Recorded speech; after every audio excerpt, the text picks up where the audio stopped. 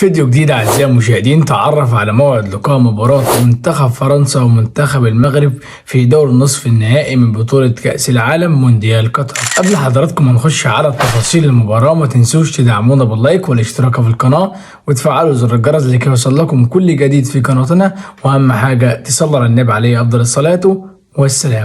تلتقي منتخب فرنسا مع منتخب المغرب يوم الأربعاء الموافق 14 ديسمبر 2022 14/12/2022 في مباراة قوية جدا. توقيت المباراة يكون الساعة 9 مساء بتوقيت القاهرة.